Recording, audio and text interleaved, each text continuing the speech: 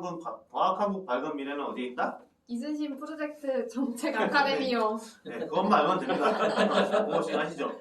인트로는 짧게. 배터리와 배터리의 차이를 알아요? 똑같은 거 아니에요? 똑같지. 세대 차이지. 대전시들은 배터리. 배터리. 대단히 감사합니다. 국어학번 게스트와 국어학번 PD가 만드는 방송 약관똥이 6번째 시간. 첫 번째 주제는 전월세 3법 관련한 내용이에요. 요새 핫하죠, 부동산이. 정부에서 정책도 많이 내고 뉴스는 뭐 완전 도배고 뭐 정부를 공격하는 쪽에서는 또 확실하게 또 물고 늘어지는 것 같고 이 한국 사람들이 모여서 부동산이랑 교육 얘기하면 날 살 수 있다고 했는데 우리도 이런 거 하면서 교육 부동산 얘기를 많이 하게 돼요. 나는 개인적으로는 이런 거 별로 신경 안 쓰고 그냥 회장님이 알아서 하세요. 이제 이런 모드로 전권을 그냥 넘겼구만. 아니 저같이 부동산 하고 아는 척 해봤자 계속 없구만. 좋구나. 정책 아카데미 하면서도 뭐 정책 이런 것도 소장님이 알아서 하시겠지라고 하고 요새는 나도 좀 관심이 가긴 해요. 대체 이게 뭔데 이 나네들인가 유튜브를 해야 되니까 그래서 이제 좀 배우려고 하는 배운다기보다는 좀 알으려고 하는 상황이고 이제 이런 난리가 난 게 하루 이틀이 아니죠. 내가 게스트 정도 나이였을 때 그때 노무현 대통령이 당선이 돼서 2년 3년차 됐죠. 그때부터 난리가 나기 시작했어. 이게 아직도 그런 거지. 그렇지. 그러니까 게스트가 내 나이가 될 때까지 이게 해결이 안 됐다는 그런 거예요. 그래서 요새 보면은 내가 최근에 여기 갖고 왔지만 인생 뭐 있어 전세 아니면 월세지라는 개그를 내가 어디서 들은 것 같은데 찾아보니까 이 최일구 아나운서라는 분이 노래를 음반 디지털 싱글을 내신 모양이더라고. 그래서 자 가사를 보면 제목은 인생 뭐 있니? 인생 뭐 있, 그렇지 중간에 가사가 인생 뭐 있니? 전세 아니면 월세? 때 되면 방 빼는 게 인생이야. 슬프죠. 일단 게스트는 전세랑 월세의 차이를 알아요? 지금 월세 사는 거라고 봐야 되나? 어떻게 돼요? 네, 전세는 제가 딱 배웠는데 배운 거 아니고 어디서 배웠어? 너무 궁금하더라고. 막 우리 집은 전세야 매매야 막 그렇게 얘기를 하는데 그러니까 전세는 큰 돈을 주고 일단은 들어가 있고 뭐라고 해야지? 월세 형식이 아닌 거죠. 그러니까 매매는 주인 집이 따로 있고 명의가 따로 있는 거고 그 전세는 그 자기 집 명의가 아니긴 하지만 큰 돈을 들여가지고 일단은 빌려놓고 월마다 내는 게 없고 그런 거죠. 그리고 월세는 보증금하고 월세도 없고 월세 따박따박 내는 형식으로인 걸로 알고 있어요. 그리고 지금 현재 월세에 살고 있습니다. 여기 학교 앞에? 네, 학교 앞에. 학교 앞에는 월세 살고 있고 집은 그 보증금이 뭔지 알아요? 보증금 일단은 그 도망가지 못하게 잡아놓는 거예요.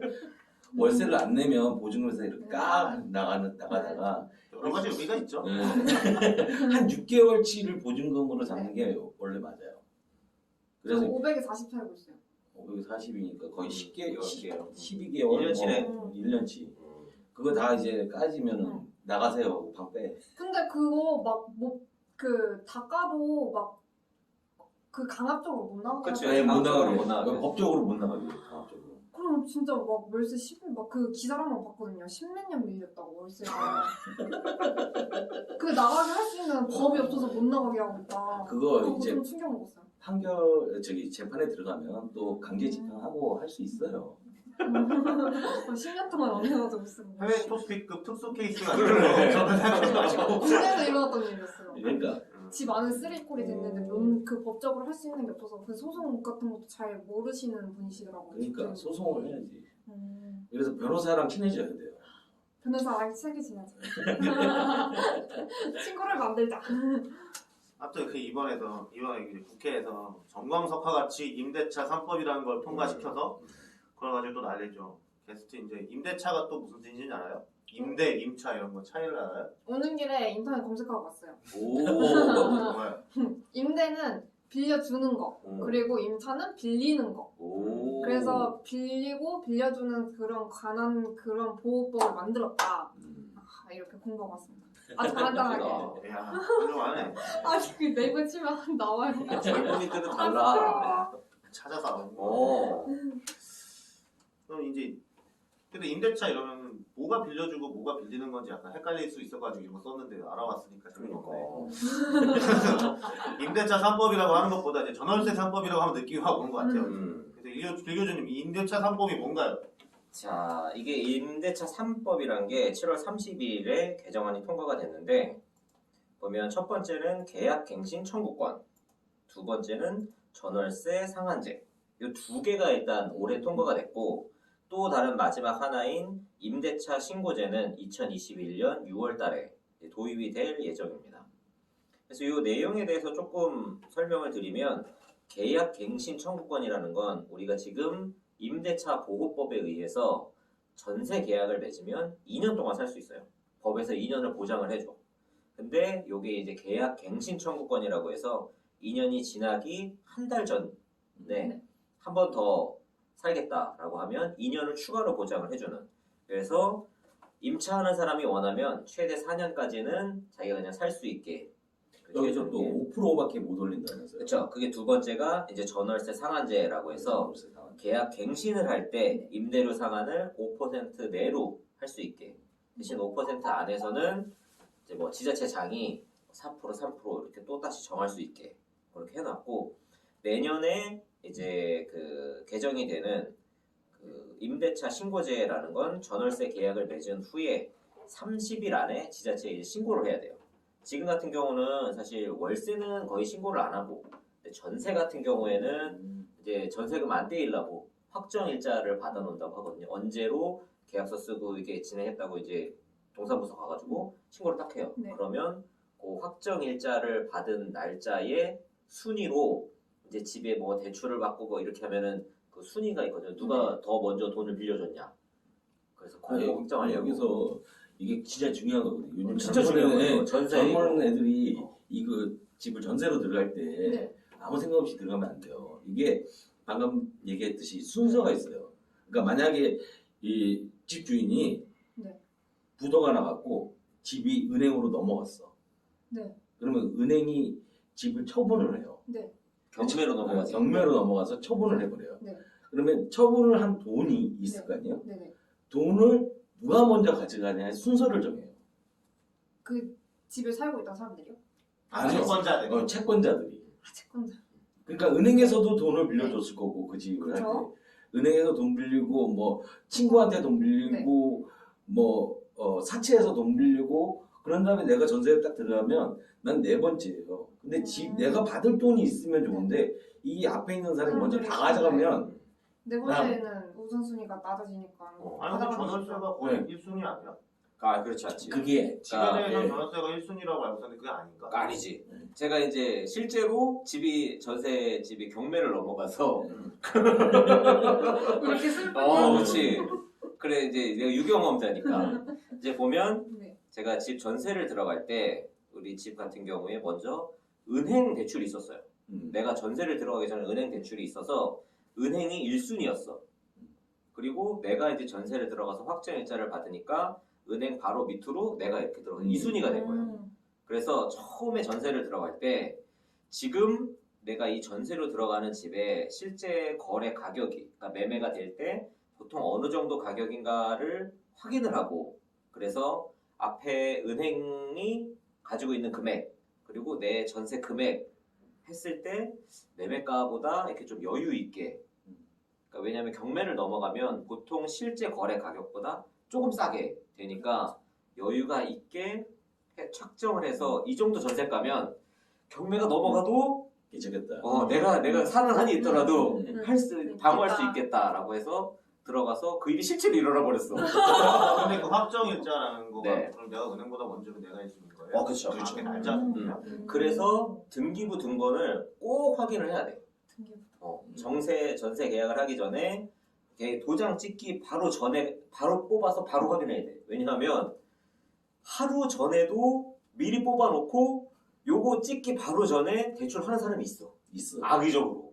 그렇기 때문에 이 잔금 치르기 바로 전에 인터넷으로 뽑을 수 있으니까 부동산에서 지금 바로 뽑아주세요. 맞아 그거 했던 것 어. 같아요. 그거 해야 돼. 저 월세 계약할 때도 어. 아빠가 등기부등본 그치, 빼달라고 무조건. 바로. 야 좋은 거 알려준다. 이거 지금 피가 되고 살이 되는. 이런 거는 고등학교에 가셔야 된다고 내가 대학교 이거는 전에 주장한 거잖아. 아니 이건 대학 고등학교에 부동산 이거 과목 알죠. 있어야 돼. 부동산 어. 거래 과목. 근데 이런 거 진짜 사기 당하기 쉽잖아요. 이런 거. 진짜 사기 많이 당해. 이게 뭐 말씀하셨는데 만약에 2차에 넘어가잖아요. 경매에 네. 넘어가면 맨 처음에 그 시세 가격이 있어요. 시세 가격이라는 걸 누가 이렇게 좀 해주는데 감정평가. 감정평가를 해주는데 네. 거기에 90%부터 시작을 해요. 그 가격이 90%. 근데 낙찰이 됐어. 유찰. 네, 유찰이 됐어. 그러면 80%. 다시 또 그게 또 유찰이 되면 70%, 60%까지 떨어져요. 그러면 4억짜리가 갑자기 3억 밑으로 떨어지고 그렇게 내 돈이 아, 공포를 잡고. 야 진짜 조심해야 돼. 예, 이게 이 사건이 벌어졌던 때가 언제냐면 IMF 때지. 아니 IMF 때도 있었지만 그 예전에 집값이 막 떨어졌을 때 아 진짜 역전세, 깡통전세. 깡통전세 막 나올 때 그때 깡통전세라는 게 그거예요. 내가 받을 돈보다 집의 가치가 떨어져 버린 거예요. 전세는 2억인데 네. 집은 1억 5천이야. 아, 그래. 그러니까는 그러면 집주인은 그냥 완전 이거 집 던지는 거지. 그런 경우가 있었어요. 전세는 진짜 조심해야 돼. 내가 전세를 들어간다고 하면 진짜 최악의 상황에서는 이 집에서 평생 살겠다. 라는 생각으로 전세집을 선택을 해야 돼. 유경험자예요. 어쨌든 지금 임대차 보호법이라는 게 그렇게 계약갱신 청구권, 전월세 상한제, 또 이제 임대차 신고제 이렇게가 3법이다. 임대차 3법이다. 내가 이제 알기로는 이 법을 하려고 한 지가 한 10년 넘었다가 이거 처리된 그렇죠. 거라고 하던데 왜 이게 갑자기 한 것처럼 이 난리들이에요? 이거 지금 뭐 법에 문제가 있는 거예요? 이게 사실은 주택 임대차 보호법이라는 거는 1981년도에 만들어졌고 1989년도에 이제 그 임대 보호해주는 기간이 1년에서 2년으로 늘어나는 개정의 제일 큰 개정이었고 그 이후로 사실 이제 또 이번 개정이 거의 20년 만에 가장 큰 개정이에요. 그러다 보니까 사실 이게 이런 내용, 계약갱신 청구권이라든지 전월세 상한제를 도입하는 것에 대해서 2010년도서부터 거의 10년 동안 계속 이야기를 해왔는데 한나라당 쪽에서는 이게 오히려 임차인들에게 비용이 전가된다든지 아니면 물량이 줄어든다든지 해서 여러 가지 안 좋을 수 있으니까 조금 더 이렇게 설계를 철저하게 해야 된다 이런 얘기를 한번 옥신각신하다가 그 말을 한나라당이 했다고? 그치 아이고. 서로 이제 정의당 뒤로 쫓아야 되는 거 아니야? 옥신각신하면서 넘어왔는데 이번에 이제 민주당이 180석을 딱 가져가면서 우리 하고 싶은 대로 하고 싶은 거 이제 다 하겠다라고 해서 이번에 통과를 시켰는데 여기에 대해서 일부에서는 이제 하는 이야기가 요새 이제 부동산 가격이 문재인 정부 들어서 너무 뛰니까 여기에 대해서 이제 무언가 좀 부동산 대책을 확실한 걸 내놓는다라는 걸 보여주기 위해서 이렇게 좀 무리하게 통과를 시킨 게 아니냐라는 이야기도 좀 나오고 있는 상황이죠. 아니 그러니까 그동안 현 통합당 때문에 이게 통과를 못했으니까 이번 기회에 통과를 시키자라고 이제 통과를 시켰던 건데 네. 근데 이게 내용이 바뀌었어요? 그동안 논의된 거? 아니야. 내용은 그대로 거의 안 그거 바뀌었어요. 아니야? 네, 맞아요. 근데 왜 난리들이야? 근데 이게 그 710 대책하고는 상관없는 거야? 상관없어요. 그거랑은 근데 상관없어요. 그거랑 이거랑 엮이는 건가? 뭐야? 이게 난 뭐 모르겠네. 부동산은 어쨌든 이게 서로 엮여 있으니까 영향을 주고받기야 하겠지만 그 대책하고는 완전히 다르고 그건 아예 세금 네. 세금 네, 내는 거고 맞아요. 이거는 그게 네. 아니잖아요. 네. 근데 그거 엮여서 이거는 이제 전월세와 관련한 거니까 사실 나오고 있는 우려들이 몇 가지 종류가 있어요. 네. 그래서 보면 우선은 지금 그 뭐 한나라당의 그 국회의원이 요거 법 그 이제 통과되기 바로 직전에 한 그 뭐 연설이라고 해야 되나 그런 게 조금 이슈가 됐는데 윤희숙 의원인 같은 거? 이제 전월세 전환이 빨라져서 전세는 다 없어지고 다 월세 살게 될 거다. 그래서 자기도 세입자인데 막막하다. 웃기는 이렇게 이야기를 많이 해서 없잖아. 근데 이게 전세라는 제도 자체가 뭐 생길 때 네. 뭐 생겼는지는 모르겠는데 이게 언제 생겼는지 기억도 안 나는데 뭐 공식적인 기록이 없어서. 그러니까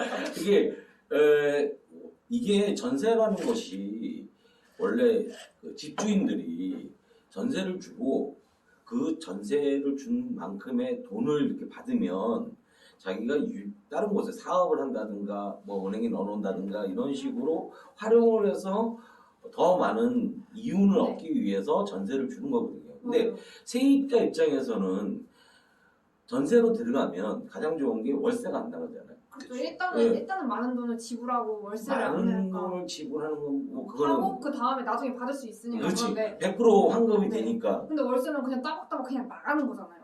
없어지는 돈이라는 생각이 들지. 없어지는 돈이 돈이라고 생각이 들죠. 없어지는 생각이 들어요. 그래서 근데 전세가 그렇게 낫잖아. 생각하지 말고 이렇게 생각을 해요. 자, 전세를 네. 그 큰 돈을 넣기 2억이나 3억을 넣기 위해서 네. 근데 서울에 2억 3 전세보다 더 비싼 데도 많잖아요. 그렇죠. 네. 많죠. 근데 그렇게 내기 위해서 내가 대출을 받아. 그럼 대출 받으면 대출 이자는 내잖아. 그럼 대출 이자 내는 것은 안 아까운가? 이자가 더 적으니 월세보다 적으니까. 그렇죠. 현명해. 그렇게 되는 거죠. 현명해요. 그래서 아니 이자가 한 20만 원, 30만 원 되면 되는데 월세는 40만 원, 50만 원 되니까. 그게 그래서 이제 얘기하는 게 그러니까 월세의 금리가 너무 높은 거 아니야. 라고 해서 또 그 기준금리를 내리자라는 얘기를 지금 계속 하고 있는 거예요. 옛날에 제가 어렸을 때는 제가 이제 같은 나이 정도 됐을 때는 천에 20만 원 정도. 그건 진짜 옛날에. 예. 야, 뭐 진짜. 천에 10만 원이 보통 이렇게 그냥. 이게 2000년대 들어와서 천에 10만 원 정도 되는 건데.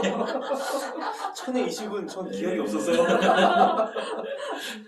그래서 천에 10만 원. 뭐 요즘은 더 낮은 데도 있더라고요. 그렇죠. 예, 더 낮은 데도 있기 때문에. 금리가 10%이던 시절에 천에 10만 원이었잖아. 그러니까 얼추 계산을 했는데 그게 이제 그뭐 암묵적인 룰을 갖추는 거지. 그냥 뭐 계산하기 쉬우니까. 계산하기 쉬우니까 그냥 1억을 뭐 반전세 한다 그러면 5천에 50이야 뭐 이런 식으로 그냥 그렇게 계산을 해버린 거지. 계산을 해보지. 그러니까 근데 그렇게 해서 보면 천에 10만 원이잖아요. 네. 그러면 한 1년이면 120만 원이잖아요. 네. 그렇죠. 그럼 몇 프로예요? 10%지. 거의 10분. 12%잖아요. 12%잖아요. 네. 12%잖아. 네. 근데 우리가 대출을 받으면 대체적으로 뭐 담보 대출을 받으면 거의 2%대에서부터 요새 더 진짜 나쁘 2%대에서부터 거의 5%, 6%대까지 이렇게 받을 수 있거든요. 그러니까 대출을 받고 그것으로 이제 전세돈을 내는데 그걸 집을 빌려주는 사람 집을 이제 빌려주는 사람 입장에서는 은행에 돈 2억 넣어봤자 얼마 안 나오잖아. 맞아요. 이것도 그죠? 들었어요. 네. 그 넣어봤자 옛날에는 금리가 막 그렇게 높아가지고 넣어서 그로 인한 이자가 많이 나오니까 이득이었는데 지금은 그로 인한 그 돈이 별로 안 나온다고 만약 은행에 1%도 안 나올걸? 1%, 맞아요. 1%에다가 또 그 세금 떼고 뭐 맞아요. 떼고 하면 뭐 차대고 포티우면 아무것도 없다고. 뭐 별로 안 남으니까 그래서 이제 집을 사서 이제 월세를 주는 거죠. 그래서 다 월세를 네. 돌리는 거구나. 그러니까 집값이 올라가면 전세값도 올라가요. 근데 전세값을 안 올리고 이만큼 갭을 월세로 돌려버리는 거예요. 그래서 집을 갖고 있는 사람들은 그걸 더 받아서 뭘 할 거야? 뭘 할 게 없잖아요. 할 게 없으니까 집값이 올라가면 전세 올라간 만큼을 월세로 받겠다라고 얘기를 해서 이제 하는데 그게 갭이 굉장히 커져 버리니까 집값이 거의 2, 3년 만에 2배씩 막 뛰어버렸으니까 이번에 진짜 많이 뛰었죠. 진짜. 그렇게 뛰니까 월세 부담이 굉장히 커지는 상황이 된 거죠. 근데 집을 빌려주는 사람 입장에서는 어떻게 생각을 해야 되냐면 집을 수리해야 되고 그리고 집을 유지 보수를 계속 해야 되잖아요. 그렇죠. 그리고 이제 감가상각이 되기 때문에 집은 이제 오래되면 다시 이제 지어야 되니까 네네. 그렇게 된다면 그 사람이 그것을 확보하기 위해서 원래는 월세를 주는 게 맞아요. 월세를 주는 게 맞잖아요. 네, 그렇죠. 근데 우리나라는 이제 그것보다도 전세를 주는 이유가 그걸로 다른 데서 더 많이 벌 수 있었으니까 전세라는 제도가 계속 왔다가 이게 2010년도 이후부터 전세에서 월세로 싹 빠르게 바뀌기 시작했죠. 빠르게 바뀌기 시작했죠. 네. 근데 요번에 이제 이 뭐 제도로 인해서 전세가 갑자기 확 월세로 바뀔 거다라고 이야기하는데 사실은 말씀하신 것처럼 이미 전세가 월세로 전환되는 건 이전서부터 이미 해오고 있는 흐름인 거고 근데 지금 이제 시장의 상황을 보면 지금 상황에서 전세를 주고 있는 사람들은 사실 전세를 주고 싶어서 주는 게 아니라 줄 수밖에 없기 때문에 주고 있는 상황이거든요. 그럴 수 있죠. 갭 투자한 사람들. 갭 투자. 전세를 끼고 주택을 구입했기 때문에 이거는 뭐 어떤 일이 일어나도 돈을 줄 수가 없기 때문에 전세를 월세로 바꿀 수가 없는 거예요. 그렇죠. 그래서 지금 이 임대차 3법이 통과된다고 해서 갑자기 전세 주던 사람들이 막 월세로 바뀌거나 이렇게 되지는 않을 거다. 근데 기존에 이제 전세에서 월세로 바뀌는 흐름 요거는 이제 계속 될 거니까. 그러니까 이미 전세가 월세로 전환되고 있는 상황이었는데 그쵸. 왜 갑자기 이것 때문에 빨리 전환될 거라고 생각하는 거야? 그거는 저는 의미가 없는 것 같아. 이상하다. 그냥 말도 안 되는 얘기. 괜히 그냥 시비 걸는 그런 거잖아요. 느낌, 그런 약간 느낌. 그런 느낌이 없지 않아요? 그러니까 갭 투자는 다르게 얘기하고 가만히 멀쩡하게 전세 주고 있던 사람이 월세로 바꿀 이유가 이 법 때문에 생기는 게 아니잖아. 내용 보면 요 내용이 다예요, 사실. 뭐냐고 그러니까 여기 보면 근데 왜 이유가 난리가 없어. 막 데모를 하더라고. 그러니까. 왜? 이유가 없어. 근데 요거 가지고는 사실 뭐가 없죠. 근데 이제 5% 때문에 그런 거예요. 5% 때문에 그럴 수도 있죠. 근데 이게 5%라는 것도 웃긴 게 뭐냐면, 자, 이 사람은 집을 샀어. 집을 사서 5억에 집을 샀는데, 1년 후에 이게 6억이 될 수도 있잖아요. 네. 2년 후에 6.5억이 될 수도 있잖아요. 네. 한 4년 후에 7억이 될 수도 있잖아요. 네. 그러면 이 사람은 4년 동안 얼마를 벌었어요? 2억을 벌잖아요. 한 푼도 못 벌었지 안 까맣죠. 그렇죠. 아니, 이익실현을 집을 갖고 있는 사람은 2억이 올랐잖아요, 집이. 네. 그러면 이때 5억에 사서 이때 7억에 팔아버리면 네. 2억을 번 거잖아요. 오, 네. 누가 7억에 사줘야지. 아니, 근데 사람들 그러니까 요즘 시세라는 게 우리나라가 시세가 그렇게 네. 정확하게 이게 그러니까 붙어 있는 게 아니니까. 그렇게 생각하는 사람들보다도 서울에 집을 갖고 있는 사람들은 다 내놓으면 팔린다라고 생각을 해요. 아니에요. 대체적으로. 아니, 팔리는 지역은 이제 뭐 비싼 지역은 잘 팔리겠죠. 예. 비싸고 사람들이 가고 싶어 아, 하는 그치, 그런 그치. 데. 그래서 주위에 친구들이 친구나 후배들이 이제 집을 산다고 얘기하면 나는 그래요. 가장 비싼 집을 사라. 약 올리시는 건가요? 아니, 그게 아니라 자기가 살 수 있는 최고 비싼 집을 사야 돼. 네, 네. 왜냐면 올라갈 때 최고 빨리 올라가거든. 떨어질 때 가장 싼 집부터 떨어져요. 제일 비싼 네. 집을 사라. 좋은 거 맞춰주시네. 생기면 등록을 때 자기가 이제 살 수 있는 최대한 좋은 집을 사는. 최대한 대출 끌어들여가지고. 근데 월세 전환이 나쁘냐라는 것은 나는 월세 전환이 이미 되어왔고 앞으로도 월세로 바뀌어야 된다고 생각을 해요. 왜냐면 집을 유지보수하려면 돈이 들어가야 되기 때문에. 네. 그리고 월세 사는 사람들이 만약에 집에 뭐 물세 그거는 이제 집주인이 네. 다 수리를 해야 되는 거거든요. 네. 그리고 뭐 대체적으로 집을 관리하는 주체는 집주인이기 때문에 그런 돈을 쓰기 위해서는 월세 전환이 돼야 된다라고 저는 생각을 하거든요. 근데 이제 사실 말씀하신 것처럼 전세가 이미 월세로 전환되고 있고 그 큰 흐름이니까 어쩔 수 없는 부분인데 근데 그 민주당 그 의원이 나와서 월세가 선진국의 제도고 전세는 우리나라에 있는 거니까 뭐 이게 선진화되고 있는 거다 이렇게 이야기를 하면 사실 이제 돈이 없어서 전세를 사는 사람들은 월세로 넘어가면 자기 상황이 더 안 좋아졌다고 느끼거든요. 그렇죠. 뭔가 빼앗겼다라고 느끼고 자기가 그 전세 사는 중산층 정도로 생각했는데 월세 사는 이거다 이렇게 그 박탈감을 느끼니까 인생 뭐 있어 전세 아니고 월세. 거기서 전세가 월세보다 좋다는 개념이 있는 거야. 그치 그 마음이 있어 다들. 근데 소리죠. 이렇게 말을 또 대놓고 해버리니까 감정적으로 대응이 된 거지. 사실 이 흐름은 현재 그냥 흐름인데 이어져 왔던 거. 그걸 부정할 수는 없는데 그러니까 저희 어머님이 저번에 그런 말씀 하시더라고요. 오죽하면 월세를 사겠니. 예전에는 진짜 더 그런 게 있었죠. 예. 예전에는 진짜 그래서 사월세 뭐 이런 거 아, 있었잖아요. 진짜. 보증은 거의 없는. 그렇죠, 그렇죠. 근데 이제 지금 대체적으로 얘기하는 게 이제 집주인들이 재산권 침해를 주장을 하고 있다라고 하는데 네. 뭐가 치매야 이게? 시세가 올라가면은 내보낼 수 없으니까 또 아니, 가격도 시세가 올라가면은 그만큼 난 받아야 되는데. 그래서 1년에서 2년으로 넘어갈 때는 이렇게 반대가 많았나? 그때도 반대 많았대요. 반대도 많아. 반대도 많고 전세 가격도 엄청 높이 뛰고 뭐 20몇 프로가 평균적으로 올랐다고 그러더라고. 왜? 아 그때 고금리 시대니까. 그래서 자기가 시세만큼 받아야 된다라는 그 생각이 있기 때문에.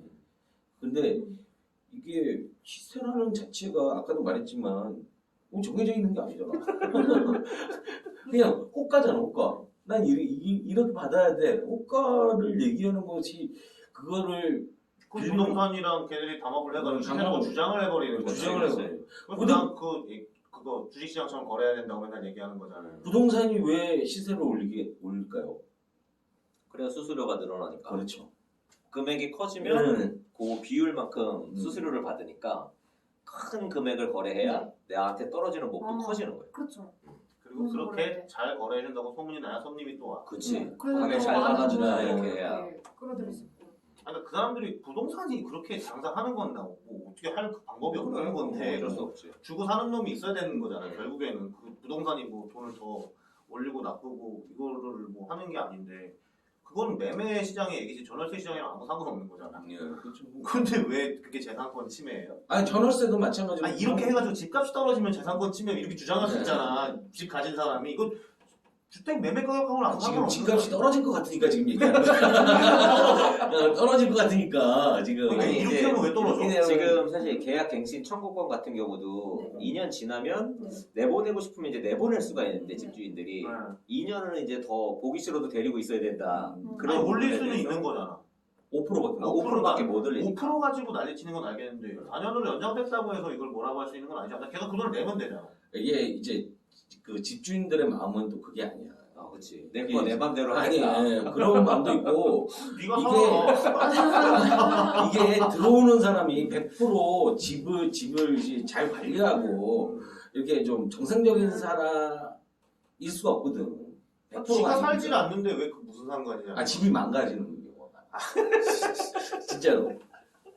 그러면 세를 안 줘야지. 그렇게 소중한 집이면. 그래서 돈은 벌고 싶고. 굉장히 뭐라 하는 분들이 많아. 아 근데 처음에 하고 나서 처음에 이럴 줄 몰랐는데 그 집에서 애 낳고 이런 말 얘기 강아지. 강아지 키우고.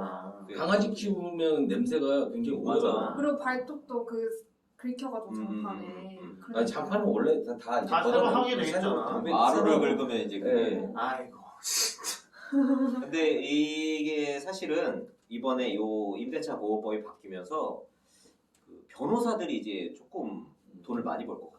그렇지. 왜냐면 이번에 여러 가지 그 사례나 이런 거를 넣어놓은 부분들이 법적인 다툼을 유도하는 그런 것들이 굉장히 많아서 변호사와 세무사들의 농간인가? 최근에 이 사태들은 면접과 세무사 협회에서 찔른 거야. 옛날에는 변호사를 그러니까 찾아가기가 굉장히 어려웠잖아요. 그렇죠. 요즘은 좀 약간 문턱이 엄청 높았지. 네, 예전에는 예전에는 엄청 높았잖아요. 근데 요즘 좀 그게 많이 내려갔는데 그 이유가 변호사들을 많이 배출했잖아요. 또 그렇기도 하죠. 네. 로스쿨 도입하고 하면서 엄청나게 배출을 했잖아요. 근데 이 전월세 전환율이 뭐예요, 정확하게? 아 지금 이제 전세를 법정 전환율이라는 게 있는데. 전세를 월세로 바꿀 때 음. 1,000만 원당 10만 원 이런 식으로 하면 10%로 네. 바꾸는 거야. 아, 12%. 근데 그런 식으로 현재 법정 전환율은 10%나 기준금리에다가 3.5%를 더한 거 둘 중에 하나를 선택해서 적용하도록 기준금리가 한국은행 그 0.5% 현재. 그래서 이제 기사에서 막 나온 거는 그 전환율이 4%다라고 기사가 나오는 게 요 두 개 중에 하나를 선택하게 해놨기 때문에 지금 뭐 10%보다 당연히 4%가 낮으니까 다들 전환율을 기준금리 0.5에다가 3.5 더해서 할 거다. 그래서 집주인 입장에서는 10%를 하는 게 유리한 거잖아. 훨씬 유리하지만 근데 이게 너무 지금 차이 나니까 기준금리에 3.5% 더한 거랑 차이가 너무 나니까 10%를 받을 수가 없지. 그러니까 이거 선택을 누가 하는 건데? 그 둘이 합의하에 하는 거지. 그러니까 나가 10% 주시오라고 했는데 저쪽에서 못 주면 나가야 되는 거 아니야? 그러니까 어... 내가 집주인이야. 근데 나는 이걸 이제부터 전세를 월세로 바꾸려고 하는데 네가 살고 싶으면 법정 전환율 10%로 해줘야 돼라고 집주인이 질렀어. 그럼 이 사람이 못 내겠다고 하면 어떻게 되는 거예요? 이 사람이 나가든지 그런 거죠. 중간에 7%로 합시다. 이건 안 될 거야. 근데 아마 이거 두 개 중에 어. 낮은 거라는 그게 있을 거야. 법에서 이거는 어, 낮은 어, 거라고 어, 때려버린 게 있구나. 그게 아마 있을 거야. 그래서 4%라고 얘기한 10%를 할 수가 없고 4%로 지금 되어 있는데 이 4%란 것도 지금 대출금리보다도 이게 높잖아.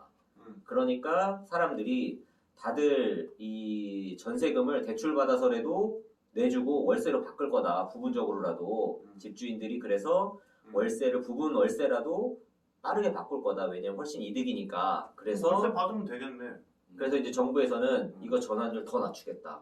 아예 지금 대출 금리하고 똔똔 시켜버려서 이 월세로 전환하는 거에 대한 이득을 완전히 없애버리겠다라고 이야기를 하고 있어요.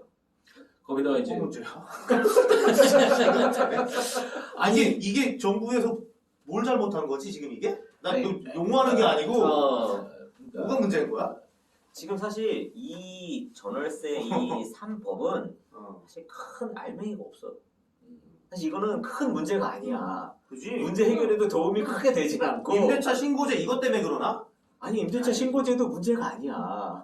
세금 안 내는 사람 많잖아 월세 받을 때. 아 그래 그건 있지. 그 부분은 있지. 그거 이제 다 어떻게 해야 돼 하려고 하는 거잖아. 지금도 거의 다 신고되고 있지 않나 대부분? 그치? 근데 월세는 안 하는데 월세를 안 해요? 월세는 잘 안 하지. 잘 안 하나? 근데 월세로 낸 거 이렇게 뭐 세금에서 이렇게 해주는 거 이런 것도 있는데. 그렇지. 근데 그거 집주인이 대부분 지분이 동의 안 해줘.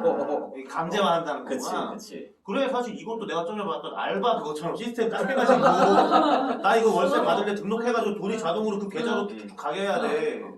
그럼 뭐 신고제고 뭐 있어? 아니 그 현금 흐름으로 다 잡히는데. 그래서 지금 쌀로 그거는 받으면 어떡할 거야? 아예 시스템을 설계를 하고 있다고 하더라고. 아니 없을 리가 없고 만소리가 말하는 것처럼. 국세청에 다 있어.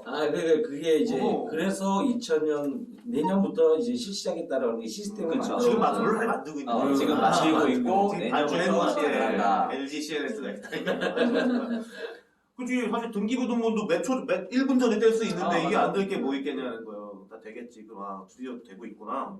여정을 한 걸 들었나? 이거는 별 문제가 없는 것 같네. 이거 자체로는 사실 큰 게 없고 근데 이제 실질적으로 사실 이런 법이 시행이 되면 그런 부분은 있어.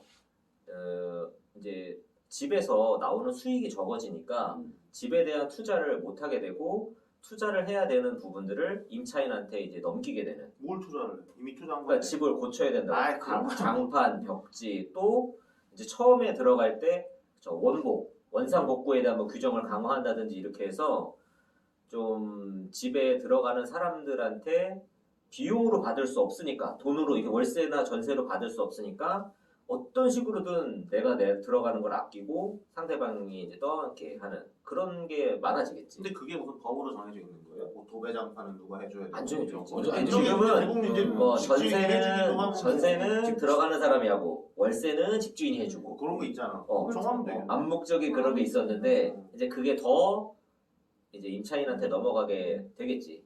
그러니까 이제 쥐집 살 건 쥐가 하는 게 낫지. 근데 월세는 언제 나갈지 모르니까. 그렇지. 사실 그거는 뭐. 근데 전세도 마찬가지로 집에 어떤 뭐 하자가 생기면 그 부분에 대해서 그 주인이 다 이렇게 해줘요. 돈을 주고 공사하는 사람 불러와서 공사하고 다 하는데 이제 아까 말씀하신 대로 이제 수익이 줄어들면 그 부분에 대해서 네가 일정 부분 살고 있기 때문에 부담해라라고 할 수 있는 그러니까 그런 이게 거예요. 지금 이 집을 가지고서 수익을 그걸로 먹고 사는 사람 비율이 많아서 그 사람들이 이거에 반대하는 건 아닐 거 아니야. 지금 아니 그게 그 사람들이 반대하는 그 거 사람들이 임대업자잖아. 아니 임대업자 말고 그냥 뭐 임대업자만 그냥 일반 한 그치, 채 그치. 가지고 노는 사람들 네. 그런 사람들한테 이게 지금 영향이 있을 게 있나? 그래도 뭔가 기분이 안 뭐 좋겠지. 기분은 안 좋아. 기분이 안 좋아. 기분이야 뭐 어차피 뭐 집주인 행세하고 싶어서 하는 뭐 그런 거 수십 년 온 집주인인데 수십 년 온 그거니까 뭐 요즘 뭐 집주인이 벼슬이야? 어쨌든 나는 그래서 지금 생각하는 이거가 보면은 이 뒤에 뭐 후속 입법으로 임대료, 공시제, 전월세 가격 산정 방식 등 이거 쭉 내려오잖아. 네. 이 사람들이 개기는 게 지금 이 세입자랑 집주인이랑 전체 국민에서 따졌을 때 한 6대 4 정도 되려나? 아유, 더 그 지금 가구 그러니까 지금 현재 세대주로 따졌을 때 세대 주로 따지면 집을 가지고 있는 자가 비율이 60 정도 돼. 6대 4? 어쨌든 그 어느 상수이 원 사이드가 아니네. 그치. 아 그러니까 딱 이거 걸고 넘어지긴 좋겠네. 감정을 자극하기는. 그러니까 710 대책 이런 거에 대해서 반대 세력들이 자신의 우분들을 얻기에는 그치. 요거 가지고서 이제 시비를 걸긴 좋겠네요. 왠지 기분 나쁘게 할 수 있으니까. 그러니까 사실 이게 대상자가 많잖아. 그치, 맞아. 그러니까 710 대책은 일부 투기 세력과 뭐 갭 투자했던 사람들 그런 사람들한테 영향이 갈 것 같지만 이거는 다주택자한테만 영향이 가는 게 아니잖아. 그런 거지. 내가 집 가지고 있고 전세 주고 딴 데 사는 사람들 나도 전세 살고 그럼 양쪽으로 불리는 거잖아. 이 사람들. 맞아. 아, 그런 쪽으로는 있겠네요. 어쨌든 뭐 문제는 없어 보여. 나는 뭐가 문제인지 모르겠어. 헤게모니 싸움일 것 같아. 이게 사실은 여기서 물러서면 더 뭐 이럴 것 같다는. 문재인 정권이 처음에 출범을 할 때 이 부동산 가격을 이제 때려잡겠다, 투기를 때려잡겠다 했는데 그걸 사실 못하고 있는 걸 굉장히 욕을 먹고 있는데 또 이 부동산 가격을 떨어뜨리는 거에 대해서 되게 부담이거든, 정권 입장에서는. 그렇죠. 부동산 가격 떨어뜨리기 힘들죠. 그러다 보니까 최대한 떨어지지 않으면서 떨어뜨리는 그 어떤 이 모션을 보여줄 수 있는 그거를 찾는 것 같은 느낌이야. 연 1% 떨어뜨리겠다 뭐 이게. 뭔가 크게 어마어마한 것처럼 떠들지만 그 안에 알맹이는 막상 들여다보면 뭔가 이거 이렇게 한다고? 뭐 좀 이런 느낌? 어쨌든 뭐 좋아. 그래서 13.2만 가구의 신규 주택 공급 대책이랑 이거랑 무슨 상관이에요? 이게 뭐냐면 자 이제 임대차 3법에 대해서 이제 쭉 발표를 하고 나서 사람들이 이걸로 부동산 가격이 이렇게 떨어지겠냐, 공급을 늘려야 된다. 아니 이게 부동산 가격에 아무 상관이 없는 기법인데 무슨 부동산 가격을 가지고 시비냐고 이게. 그래서 이제 정부에서는 이제 어제자로 그 서울하고 이 경기도 인근에 13만 2천 가구를 공급을 하겠다라고 발표를 했어요. 특히 이제 서울 노원구에 그 군인들 골프 치는 그 골프장 거기 부지에 1만 가구, 과천 청사 부지에다가 4천 가구, 또 마포에 3,500, 상암에 2천 가구 이렇게 하겠다라고 딱 발표를 했더니 이제 또 민주당 내부에서 난리가 난 거야. 여기 나는 이거 보고 처음에 조금 놀랬어. 이 정청래 씨는 사실 굉장히 좀 유명하잖아요. SNS도 많이 하고. 근데 이 사람의 페이스북에 어떻게 올렸냐면 상암동은 지금 임대주택 비율이 47%인데 임대주택을 또 짓는다는 거에 대해서 찬성을 할 수가 없다. 마포구하고 상의한 적이 없고 주민들이 항의를 엄청 하고 있다. 국토부가 이렇게 일방적으로 발표하고 그 지자체는 따라오라고 하는 건 좀 문제가 있다라고 이야기를 한 거예요. 근데 일단은 이 상암동의 임대 비율이 47%냐는 것도 좀 의문이고. 그렇죠. 74%는 뭐가 문제인데? 그러니까 이게 왜 찬성을 못하는 거냐고. 그것도 문제고. 주민들은 도대체 왜 항의를 하고 있는 건데?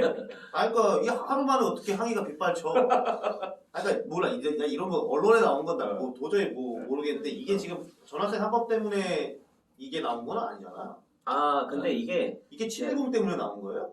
그거하고도 연결되어 있는 거고 정부에서 지금 일단 시리즈로 계속 그 710 대책 그리고 임대주택 관련해서도 이렇게 통과를 했고 여기에 이제 또 신규 공급주택 관련해서도 하고 여기에 이제 또 뒤에 부동산 3법이 무슨 뭐 종부세 인상하고 무슨 행정수도 이전 그것도 하나 내고. 아 그치 그것도 던져놓고 계속 던지는 거야. 그치. 뭐가 문제야? 지금 여태까지 23번 나왔고 앞으로 이제 몇 번 더 나올지 모르겠는데 부동산 가격이 잡힐 때까지 계속 던지겠다는 거야. 뭐든 손에 잡히는 대로. 그래서 지금 이제 특히 이 공급 대책에 대해서는 내부에서도 이런 이야기가 나오고 있고 공급하지 말고 재건축해달라는 거 아니야? 이거는 공공재건책 아니 지금 쌓여있는 재건축을 해달라고 지금 난리치는 거 아니냐? 강남 쪽에서는 그걸 하겠다는 거지. 일단 여기서 우리 동네도 상암동 임대 비율 47% 이건 모르겠는데 네. 왜 임대주택이 많이 들어서는 것을 주민들이 반대하냐면 임대주택에 사는 그 사람들의 네. 철조망 치고 그지랄하는 어, 아 진짜 나 진짜 짜증나는 거 진짜. 길 못 지나가게 하고. 아유. 근데 그것 때문에 오히려 상암동이 이제 수준이 떨어진다. 아, 그렇죠. 동네 수준이 임대 비율이 떨어진다. 높아지면은. 그런 식의 이제 마인드를 갖고 있기 때문에 이게 이제 그런 마인드를 가지고 있는 주민들이 지금 정청래한테 항의를 해서 정청래가 이랬다고? 그럴 일은 없지. 아니야 그런 거야. 그런 거야. 지금 정청래가 지금 가만히 있으면 자기 지역구 사람들이 자기가 아무 일도 안 한다라고 느낄 거라고 생각을 하니까 이거 미리 모션을 취한 거라니까. 그 표 관리한다고. 아 근데 이게 소장님께서 하루 만에 하루 만에. 네, 소장님께서 얘기한 것 중에 그거 있잖아요. 왜 임대 주택이 그 24평, 뭐 18평 이런 식으로 작은 거밖에 없냐? 4, 50평짜리 임대 주택도 만들면 되잖아.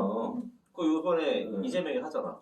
서울주택. 그러니까 우리가 지금 이두지 프로젝트에서 주장하는 게 옛날부터 이제 소장님이 네. 공공 임대를 확대해서 해결을 해야 된다고 2000년대 초반부터 정부에다 얘기를 해가지고 네. 대통령 그쪽까지 다 올라가고 했는데 중간에 실명 얘기하면 되나?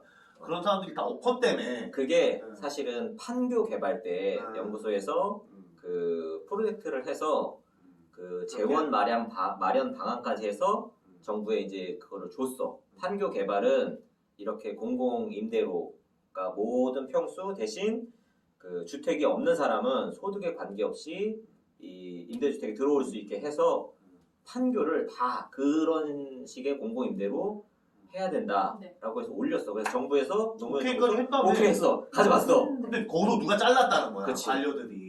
그래서 이게 다시 그냥 분양으로 바뀌어버린 거야. 지금 판교가 난리 나고 있죠. 그치. 근데 그거 왜 잘라요?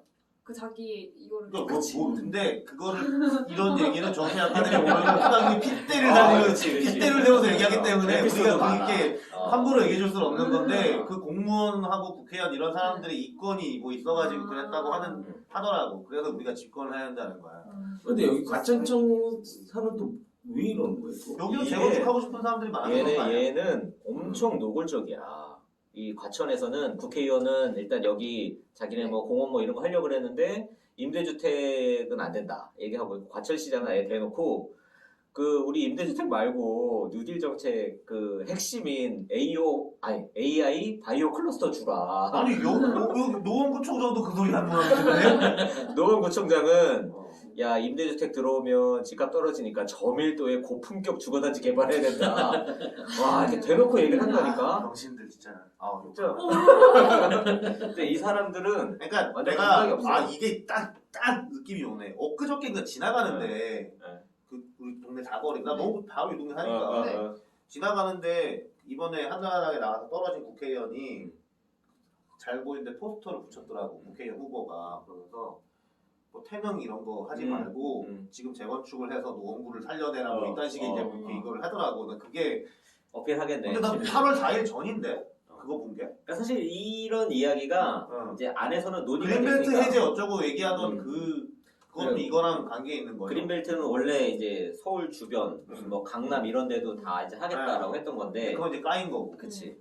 지금 근데 이제 태릉 골프장 그린벨트는 아니니까. 거기 이제 골프장이니까 이제 마음 놓고 하겠다.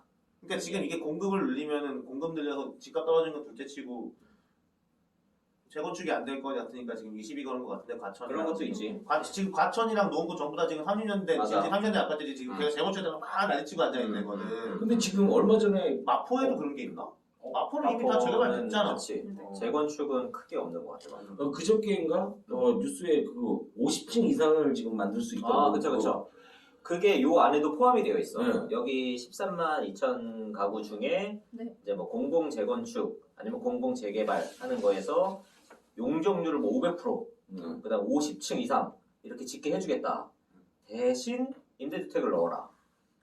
아, 전부 다 무조건 임대야. 이제부터 재건축 이렇게 하면 끝나는 일인데. 그렇지 사실. 임대로는 그냥 다. 그러니까 재건축을 하고 싶으면은 니들은 다 끝나고 나면 임대주택 살게 되라고 하면은 돼. 그러면 철저망도 안 칠 거 아니야 끝나고. 왜 그래? 어쨌든 지금 이 정부에서는 이 13만 2천 가구라는 걸 굉장히 강조를 했는데 그 안에 숫자를 보면 공공 재건축이 5만 가구고 공공 재개발이 2만 가구. 이 7만 가구에 대한 숫자는 정부에서 일방적으로 할 수 있는 게 아니라 이게 사업자가 나타나야 돼.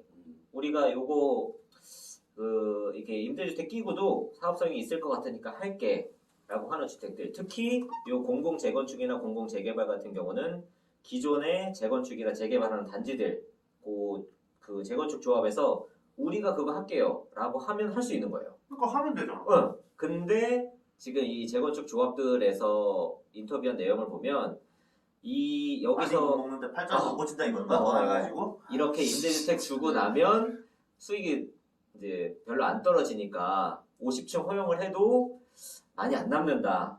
그래서 이게 할지 안 할지 모르겠다. 뭐 그런 식으로 이야기를 하고 그래서 우리가 지금 현재 지금까지 졌던 아파트들을 대체적으로 30년을 넘기가 힘들다고 나는 봐요. 그러면 새로 아파트를 올릴 때 보면 굉장히 많은 돈을 내고 그렇죠. 아파트를 져야 된다는 그런 상황이 오기 때문에 지금 50정을 넣으면 저 30년 후에 재건축하려고 그러면 못하죠. 못하는 거예요. 지금도 왜 아마 못해? 막 15층 이런 재건축이 하는 게 그냥 허물고 다시 50층 지으면 되는 거 아니야? 그 허물고 짓는 비용을 다 대야 되는 거예요. 그치. 그거 하라고. 그러니까 이게 지금 이거 재건축을 해가지고 팔자를 고치려니까 이 문제는 거 아니야? 그냥 위험해서 새로 지으려고 하면 왜 못 지어? 아니 근데 그거 이게 그래서 그런 거 50층 정도가 돼서 어. 이게 집합주택이 되면 어. 이 안에 있는 사람들의 이 생활의 이 수준이 천차만별이야. 개인주택은 내가 돈 모아서 내 집 뽑고 다시 지으면 되는데 집합주택은 만약에 그러니까 이걸 공공임대로 하면 상관이 없는 거야. 그치 공공임대로 나라가 하면 주인이니까 야 일단 옆 건물로 가고 그치. 살까 맞아. 하면 끝나는 거잖아. 국가에서 하면 그게 끝나. 각자 다 들어간다 앉아있으니까 데모하고 먹살 잡고 하는 거죠. 그러니까 본다고 50층을 공공임대로 전체를 다 해버리면은 건물주가 나라기 맞아. 때문에 음. 나가 끝! 옆에 하나 더 지어놓고 이렇게 돌려가면서 하면 끝나는 일이야. 그러니까 이걸 가지고 팔자를 고치고 그 다음에 생기는 건물에도 내가 소유권을 주장하면서 계속 떵떵거리면서 살고 싶은 인간들이 있으니까 안 되는 거죠. 그럼 못하게 하면 되는 거죠. 근데 임대주택이 들어도 월세를 내죠. 내죠. 내죠. 월세를 내죠. 근데 보증금도 내고 똑같을 거야. 그냥 똑같아. 집주인이 나라인 것 뿐이지. 네. 그러니까 그건 통일해가지고 이거 50층짜리 30년 지나면 날리고 다시 지으면 끝나는 거잖아요. 대신 시세도 이제 어. 조금 예전에 그 그거보다. 현실거래를 한국경제에 보면 조금 현실적으로 투자하는 금액 대비 수익률을 계산을 해서 사람들이 납득할 수 있을 정도의 그 수익률 계산해서 그러니까 유지 보수가 가능하도록 공짜로 살겠다는 게 아니잖아요. 예를 들어 그치. 그냥 기숙사라고 생각하면 돼. 국가에서 해주는 기숙사. 그러니까 온 가족이 살 수 있는 기숙사를 만들어주면 되는 건데 한두 명밖에 못 사는 기숙사를 만들어주니까 저 기숙사 사는 놈들은 그치. 가난한 놈, 바보 뭐 이런 식으로 해가지고 되는 거지. 그러니까 인간들의 인식도 그렇지만 어쨌든 이 순간 이후로 니네 다 그냥 네 복이라고 생각하고 좋고 깨끗한 집에서 살고 싶으면 소유권을 포기해라. 이렇게 해서 합의 보면 되는 거고 그 중에서 말아듣는 놈이 있는 많은 동네는 못 하는 거고 그 사람들 죽을 때까지 못 하는 거고 그치. 뭐 어쩔 수 없어요. 근데 지금 음마 아파트 같은 데가 그런 거잖아. 결국에. 걔네가 만약에 근데 어느 한 놈만 포기하면 돼. 예를 들어 강남이든 노원구든 어디든 어디 한 군데가 이거를 어셉트 하면은 그 뒤로는 이제 그 쌓여있는 그 막 농물하고 이런 아파트 주민들의 그게 막 빗발 쳐가지고 결국에는 이제 움직이는 힘이 생길 거야. 근데 아직까지는 존버 중이지. 내 1호는 될 수 없어. 요새 뭐 1호는 뭐가 있더만. 그치, 얘는 개그맨. 있잖아. 내가 첫 번째 케이스가 되지 않겠다. 그런 거네. 또 한 가지 묻고 싶은 게 결혼을 이제 네. 할 거잖아요. 네. 결혼을 하게 되면 네. 집을 사는 것을 좋을까요? 아니면은 전세가 좋을까요? 월세가 좋을까요? 저는 매매를 하고 싶어요. 그죠? 네. 이렇게 되기 때문에 매매가 올라가는 거예요. 네. 아, 대신에 전세를 30년, 40년 살 수 있다면 월세를 아니, 저는 쫓겨날 걱정 없이. 그래도 매매를 선택할 것 같아요. 그 그래, 전세라는 이건 게 약간 너무 번뇌 이게 같은 거야. 그냥 복잡해지는 게 싫어서 저희 집도 매매거든요 지금 현재. 그 복잡해지기 싫다고 그 전세도 그 집이 동탄에 하나 있고 수원에 하나 있는데 수원에 전세 내줬다가 그게 복잡해서 싫다고 그거 팔아버리고 그냥 동탄에 하나만 가지고 있거든요. 그러니까 저도 이제 제가 이사를 많이 안 한 편이에요. 저희 집도 이제 집을 사는 거를 위주로 했는데 이 집을 왜 샀지? 강남에서 샀어요. 난 타령 좀. 결론 왜 이래?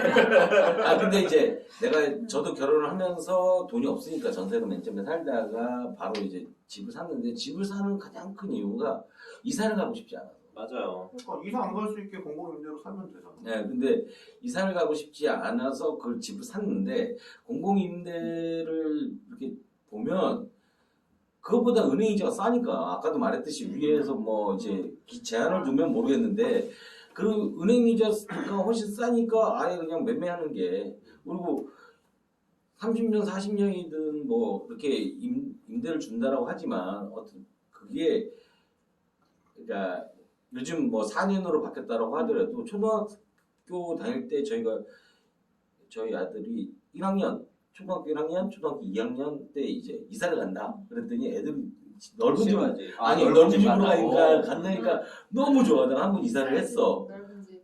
그래서 저는 김포에 살다가 회사가 너무 머니까 좀 나오자 이사 가자. 그랬더니 애들이 이제 절대 이사 못한다. 친구들 때문에. 아, 네, 그렇죠. 맞아요. 학교 다니기 어, 시작하면 학교 시작하면은 그러니까 초등학교 때 못 모르고 왔는데 친구가 싹 사라지니까 이거 아니네. 그래서 이제 그 다음부터는 이사를 못 하는 거예요. 그러니까 친구들도 전세 사는 사람들 보면 이동에서 저동, 저동에서 저동. 저도 그게 옆 아파트로 음, 가고 있어요. 그런 식으로 놀잖아요. 그러니까 이게 한번 딱 살게 되면 계속 그 자리에 위치해서 살고 싶은 마음 때문에 본능 같은 게 있어. 그래서 매매를 하는 거죠. 임대로 살면 되잖아.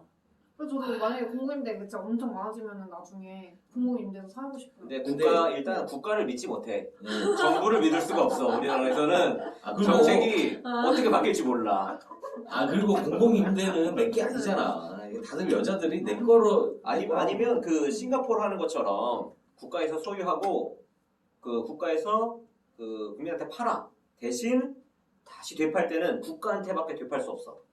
그런 걸 하는 것도 방법일 수 있어요. 그게 그건 공공 임대가 아니야? 공공 분양 뭐 비슷하게 이름이 있더라고. 싱가포르 방식이.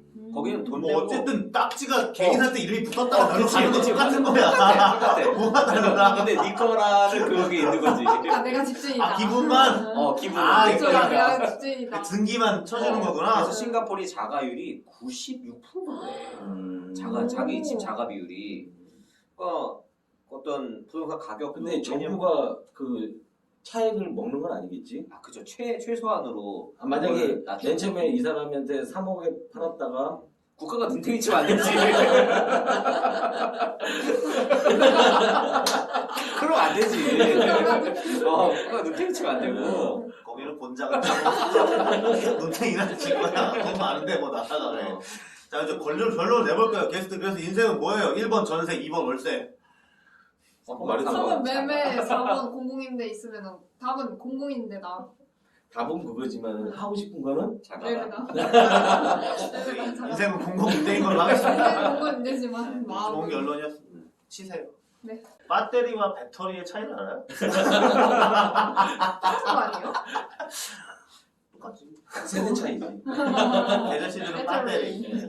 배터리. 대단히 감사합니다. 약관동의 6번째 시간, 2번째 주제는 그린 에너지 관련한 겁니다. 전세니 월세니 얘기하다 갑자기 사이언스 분야를 띄웠죠. 이게 뭐 사이언스라고 해야 되는지 경제 쪽이라고 해야 되는지 모르겠는데 4차 산업혁명에서 에너지 관련한 부분도 큰 주제 중에 하나죠. 사실 1차, 2차, 3차를 구분할 때 이게 그 에너지 기준이죠. 거의 이게 에너지 1차가 산업 동력인가? 동력이죠. 동력. 그지. 2차가 전기, 전기, 3차가 정보인가? 정보, 오케이. 4차가 이제 뭐냐? 4차가 4차가 뭘까? 스마트?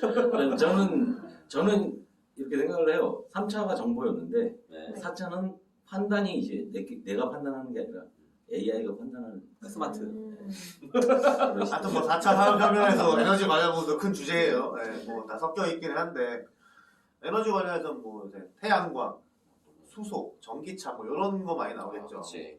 정확히 이제 그린 에너지를 뭐라고 해야 되나요, 김포 김씨님? 그린 에너지라고 하는 것은 탄소 배출량이 없는 거.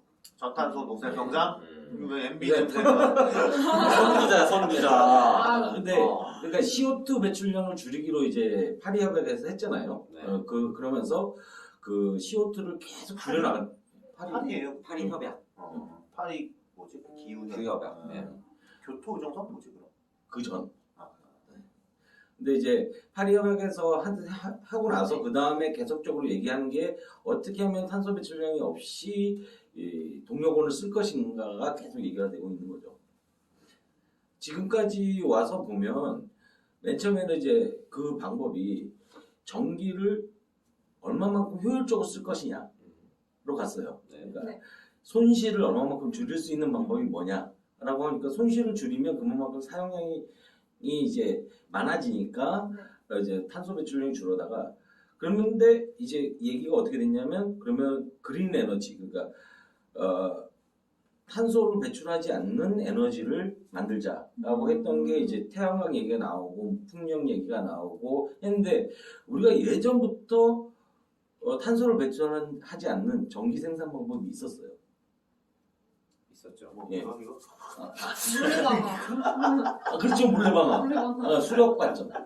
수력 발전이 굉장히 많이 이제 대중화됐었던 네네. 거고. 근데 수력 발전의 가장 큰 단점이 물이 점점 줄어드니까 이제 네. 그 수력 발전이 이제 힘이 없어졌죠. 그런 다음에 이제 우리나라가 바꾼 게 뭐냐면 그 수력은 네. 위에서 물을 저장했다가 떨어지는 떨어뜨리는 네. 양수 발전이라는 네. 게 있어요. 네네. 양수 발전은 뭐예요? 퍼를 하고 너 그렇지요. 그, 저녁에 싼 전기로 네. 물 밑에 있는 물을 퍼 올려서 낮에 다시 떨어뜨려 갖고 전기를 발전해서 쓰는 방식을 양수 발전. 그래서 우리나라가 양수 발전으로 다 바뀌었어요. 그리고 지금 오늘 얘기를 하고 싶은 거는 근데 이게 그린 에너지를 얘기를 하면 계속적으로 뭐 태양광을 얘기를 하고 네. 신재생은 뭐예요 정확히? 아, 신재생? 자 그게 원래 재생에너지인데 뭘 재생해? 재생에너지라는 것은 이제 태양이라든가 태양광 그게 왜 재생이야? 그냥 있는 건데. 그러니까 계속해서 쓸 수 있는 아 계속 나온다. 네, 계속 나오는 리뉴얼 음. 계속 나올 수 있는 그래서 풍력도 마찬가지고 그런데 우리나라에서 신재생을 만든 거죠. 신재생을 만들었는데 신이 붙으면서 뭐가 됐냐면 우리가 그 열병합 발전소 아세요? 지역 난방. 쓰레기 네. 태워가지고 네. 하는 거. 그것도 재생에너지라고 본 거예요.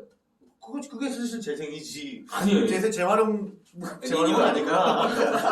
쓰레기. 재활용. 쓰레기를 재활용하니까. 근데 원래 월드와이드로 얘기하는 거는 아, 탄소 배출이 없는 에너지를 재생에너지라고 얘기하고 그린? 예, 네. 완전 근데 우리나라는 그런 부분이 약하니까 거기에 우리는 이제 좀 한 가지 붙인 게 신재생이라고 해서 그런 거를 붙인 거죠.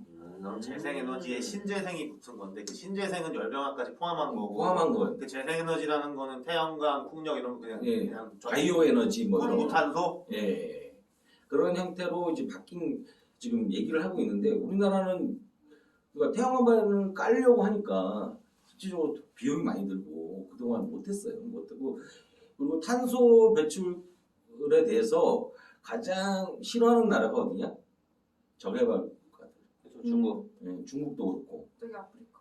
뭐 그런 데서는 경제 발전을 하려고 그러면은 에너지가 있어야 되는데 그런 에너지를 그 신재생 에너지로 하려면 비용이 많이 드니까 싼 석탄 갖고 어떻게든 이렇게 에너지를 생산해서 발전을 해야 되니까 경제 발전을 이루어야 되니까 그래서 그걸 반대를 했는데 여기서 또 반대한 나라가 있어요. 가장 선진국인데 미국? 그렇죠. 미국이 빠져나갔죠. 파리협약에서 빠져나가면서 막 이제 탄소 배출에 대해서 규제를 안 하고 막 쓰게 된 거죠. 그런 얘기가 지금까지 온 거고 근데 이 얘기를 제가 오늘 왜 하자라고 했냐면 그린 뉴딜을 얘기를 하는 거예요. 그린 뉴딜을. 근데 그린 뉴딜이라고 이번에 문정부가 냈는데 네. 그린피스에서 얘기하는 거는 그 문정부의 정책에 탄소 저감에 대한 내용이 빠져 있다. 문재인 정부에서는 네. 탄소 저감은 예. 근데 탄소 저감을 한다라고 문구는 있는데 전체적으로 내용을 따져봤을 때 탄소 저감하는 거하고 좀 상관이 없지 않느냐 이런 식으로 해서 그린피스에서는 좀 약간 반감을 갖고 있어요. 그린피스에서 그런 것까지 신경 써요? 그럼 그린피스 한국 지사? 네, 한국 지사 있습니다. 그린피스. 오래 잡지 말라고 하는 애들 아니야? 아니, 그건 다른가? 그건 다른 것 같은데 다른데요, 다른 데고. 자, 근데 이게 중요한 부분이 뭐냐면 알리백이라는 게 있어요. 리뉴얼백. 네. 리뉴얼백이라는 것은 뭐냐면 이제 여기에 가입한 그 기업들은 뭘 하냐면 100% 재생에너지를 갖고 생산을 하겠다. 생산 및 운반을 다 하는 거예요. 그게 리뉴얼 100이에요. 이게 목표가 2050년까지 100%로 하겠다. 그리고 2040년까지 90%, 30년까지는 60%를 하겠다는데 여기서 중요한 게 뭐냐면 리뉴얼 100이라는 이게 네. 맨 처음에 원석에서 원자재에서부터 시작을 해서 재화가 만들어져서 판매되는 데까지 모든 과정에 탄소를 없애는 거예요. 오. 물류 이동도 마찬가지고 전기를 쓰는 말이 것도 되나? 아니 근데 그게 될까? 그거를 하겠다라는 게 알리100이라는 거예요. 근데 이거 미국 기업들 보면 사실 그 사업 보고서 안에 자기네가 올해 탄소 배출 얼만큼 했다. 작년에 비해서 얼만큼 줄였다. 그거 다 보고서에 들어가 있어요. 네. 그러니까 영업사원들이 타고 다니는 차까지도 바꿔야 돼요. 전기차로. 근데 이게 문제가 뭐냐면 이제 만약에 그 애플에서 자기네가 알리100을 하는데 계획을 쭉 세워놨어. 네. 근데 애플에 납품하는 납품업자도 이걸 따라가줘야 돼요. 그러네. 따라가줘야 돼요. 그 안에 있는 그 제품 이거 부품을 생산하는 생산을 하청업체 그런 사람들도 다 따라가줘야 돼요. 그러면 복잡해지겠네. 그렇게 안 하면 그쪽에서 못 써요. 아 너희는 그거 그 생산 과정에서 탄소가 배출됐으니까 너희 건 안 써 이렇게. 예, 그래서 이번에 테슬라가 LG 화학에다가 그 물어봤어요. 너네 탄소 배출량이 얼마냐? 라고 물어봤어요.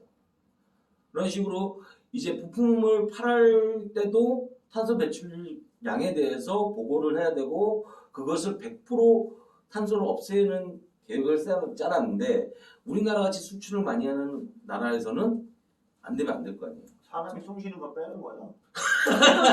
실제로 이상하다고 나오는데. 다 기계로 해야 되나? 그왜 축산 예. 광고처럼 메테인 가스.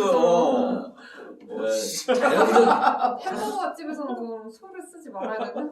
자연적인 어떤 그런 배출은 그걸 얘기하는 건 아니겠지 설마. 또 인공적인 배출을 할 수 군의 없다는 식당에서 거죠. 소고기 먹으면 안 될 거 아니야. 네.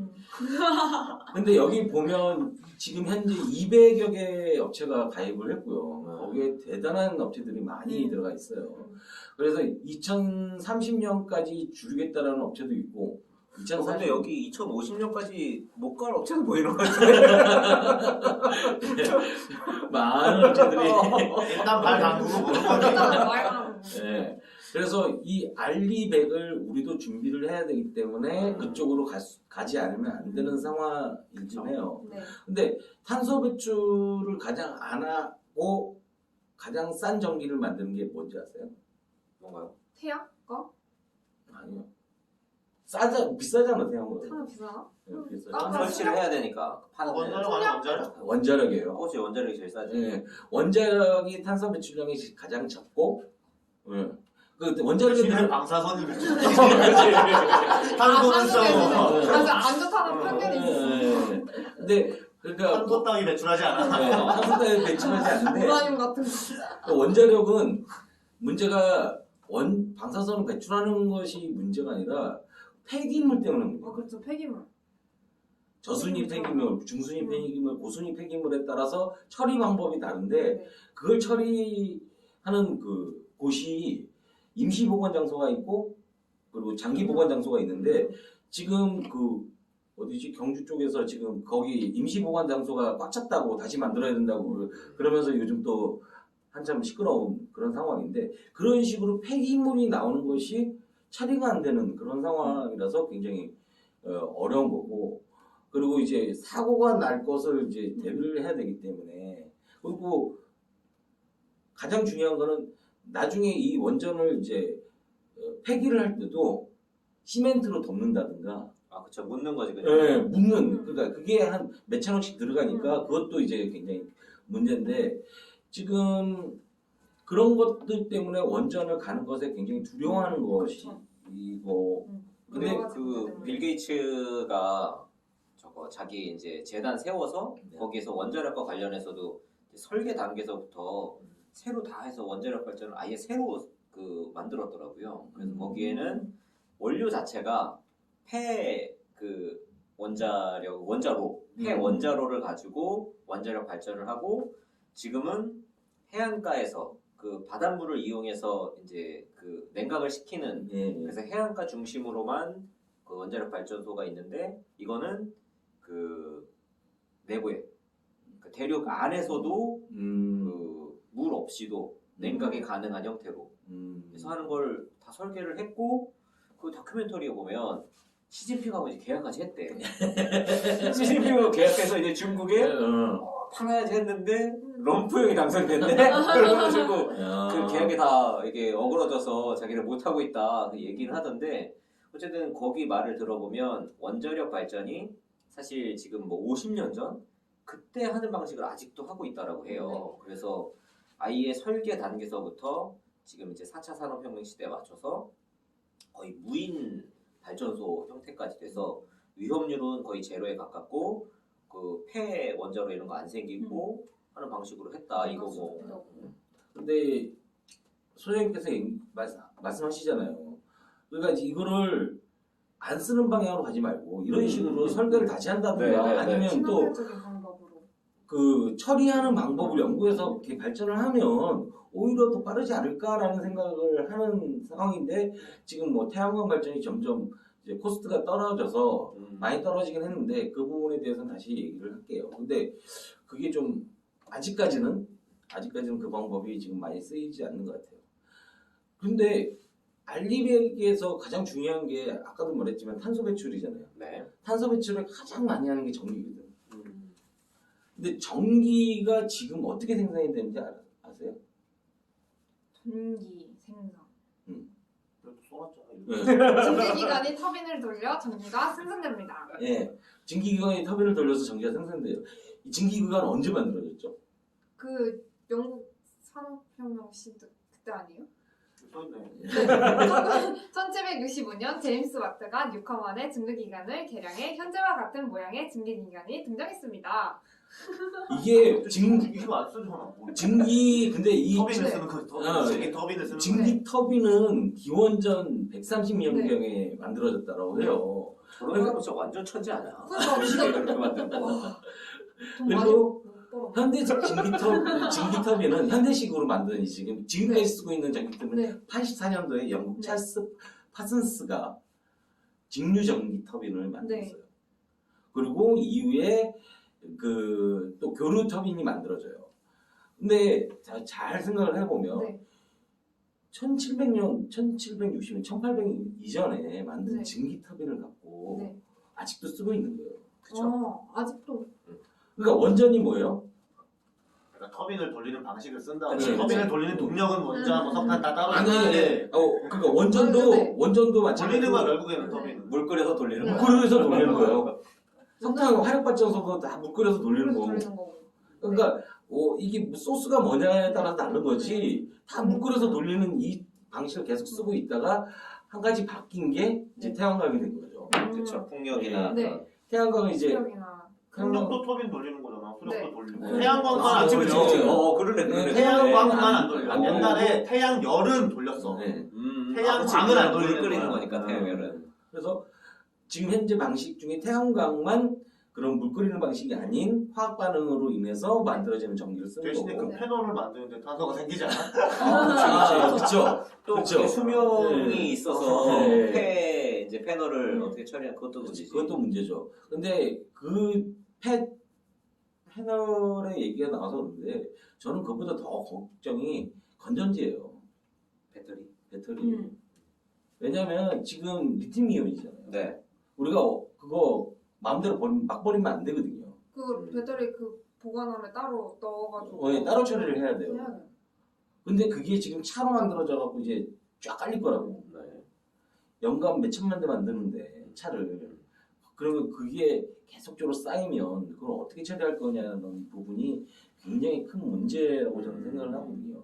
그래서 그 처리 방법이 없는데 지금 전기차가 생산되는 자체를 저는 좀 아니라고 저는 생각을 해요. 뭐 나중에 만들어질 수 있겠지만은. 근데 여기서 잠시 재밌는 얘기가 이제 DC 전기를 맨 처음 만든 건 에디슨이에요. 네. 에디슨인데 AC 전기를 맨 처음 만든 건 테슬라예요.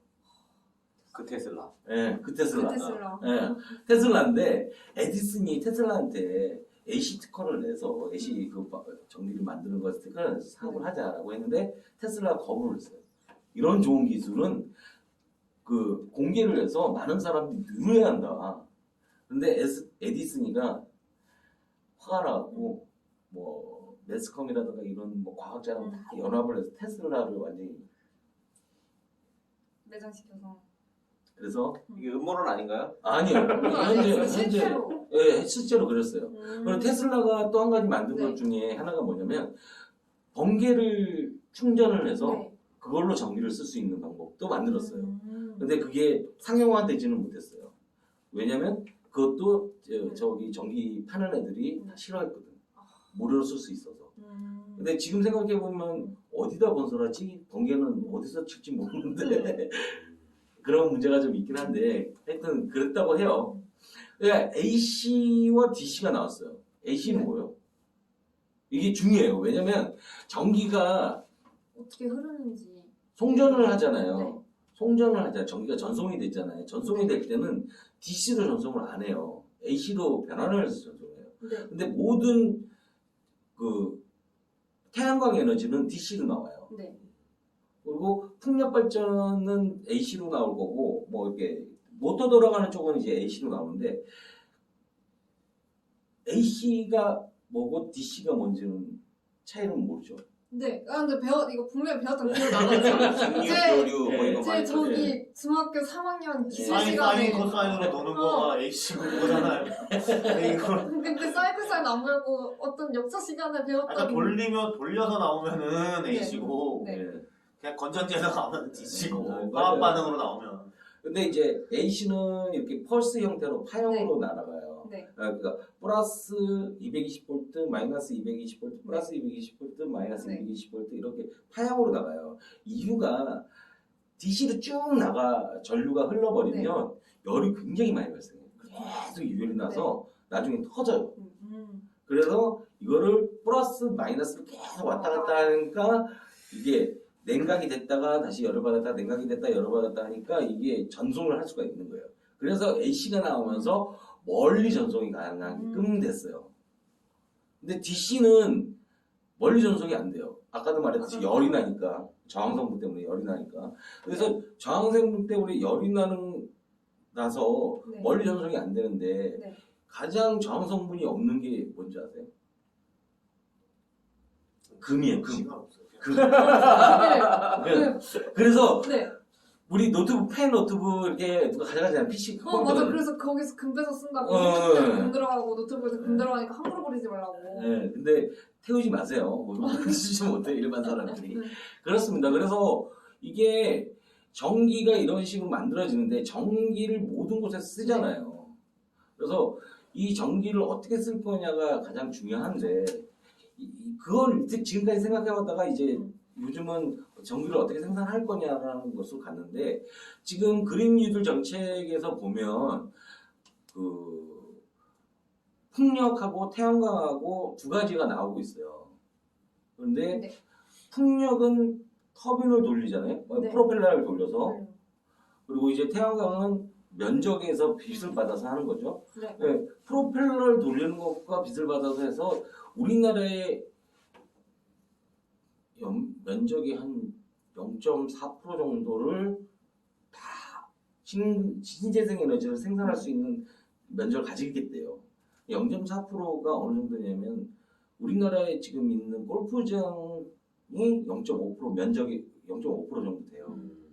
그 정도로 태양광판도 깔고 막 풍력 발전소도 깔고 한다라는 거예요. 근데 여기서 중요한 게 풍력의 이 프로펠러의 크기에 따라서 발전량이 달라요. 지금 현재 2016년도에 나온 게 프로펠러의 크기가 187m예요. 그러면 이제 그 기둥에까지 해서 한 250m 정도 높이까지 돼요. 네. 어마무시하게 큰 게 엄청 커요. 엄청 큰 게 생기잖아요.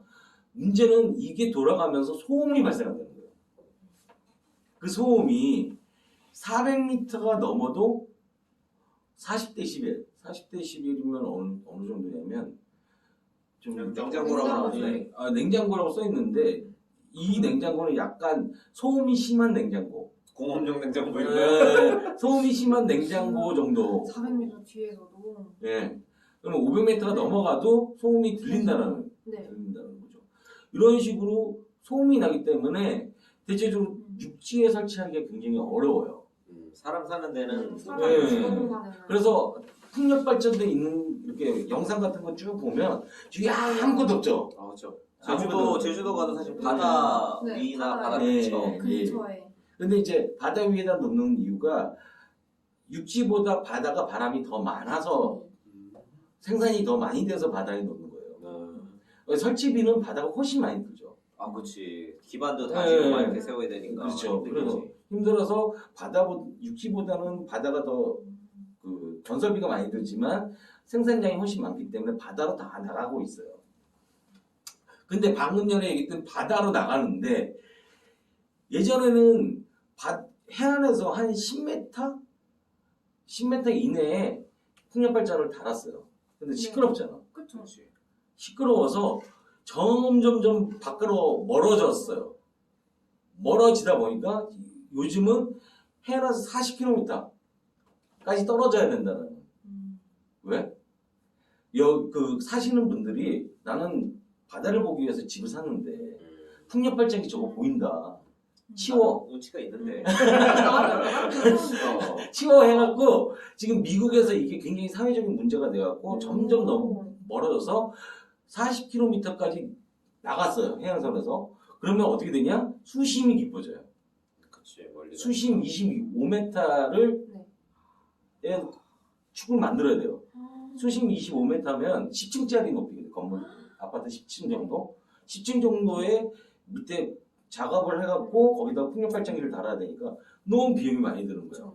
그래서 부력으로 이제 요즘 개발을 하고 있는데 아까도 봤듯이 프로펠러가 굉장히 크기 때문에 얘를 지탱하고 있는 부력이 얼마 정도 사이즈가 커야 되느냐 뭐 이런 것 때문에 굉장히 지금 문제예요. 그러면 우리나라는 삼면이 바다이기 때문에 우리나라는 풍력하기는 굉장히 좋아요.